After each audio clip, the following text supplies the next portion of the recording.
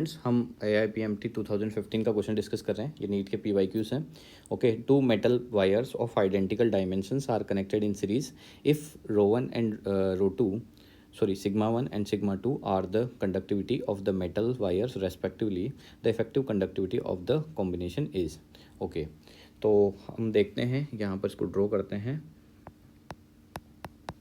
ये सपोज करो एक वायर है, ठीक है, यहाँ पर एक और वायर है। ओके, इनकी जो कंडक्टिविटी है, ठीक है, वो दी हुई है हमें, ठीक है, सिग्मा 1 एंड सिग्मा 2। ओके, अब हमें पूछा गया है the effective conductivity of the combination. अब देखो, अगर हम इन दोनों वायर्स को इस तरीके से अटैच कर रहा हूँ मैं, सपोज़ करो इसकी लेंथ L1 है और इसकी लेंथ L2 है, और यहाँ पर ये दोनों लेंथ कंबाइंड हो रही है। ओके, दोनों की लेंथ सेम दी हुई है, तो हम इन दोनों को LL लेंथ ले लेते हैं यहाँ पे, ठीक है। तो दोनों की लेंथ मैंने यहाँ पर L ले ली, यहाँ पर L ले ली। ओके, तो देखो यहाँ पर हम इन दोनों वायर्स को कंबाइन करेंगे, तो यहाँ पर इनसे इनकी कंडक्टिविटी निकालेंगे। ओके, तो यहाँ पर देखो लेंथ जो है वो कितनी हो जाएगी, 2L हो जाएगी।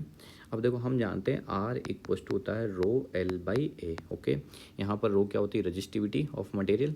ओके, हमने वायर चेंज नहीं किया है, उन्हीं वायर्स को कंबाइन किया है।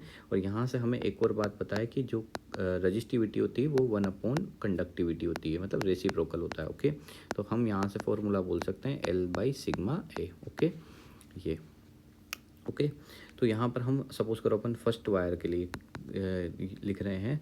तो अगर हम कॉम्बिनेशन की बात करें, इस कॉम्बिनेशन का रेजिस्टेंस R है और फर्स्ट वाले का रेजिस्टेंस R1 अगर हम ले रहे हैं और सेकंड वाले का रेजिस्टेंस R2 ले रहे हैं, तो R इक्वल टू क्या हो जाएगा, R1 प्लस R2। ओके, क्योंकि ये कायमे है सीरीज़ कॉम्बिनेशन में। सीरीज़ कॉम्बिनेशन में क्या करते हैं, हम सिंपली ऐड कर देते हैं।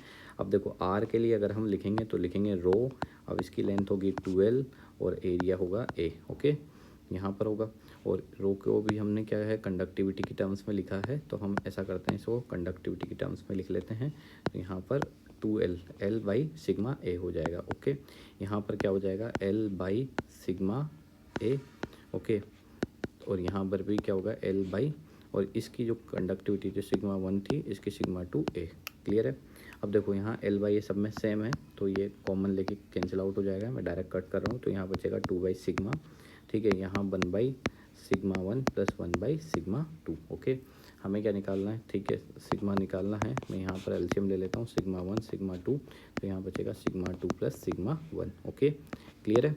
अब यहाँ से हमें सिग्मा निकालना है, तो क्रॉस मल्टीप्लाई कर देते हैं हम, तो 2 sigma 1 sigma 2 upon sigma 1 plus sigma 2 equal to क्या हो जाएगा, सिग्मा।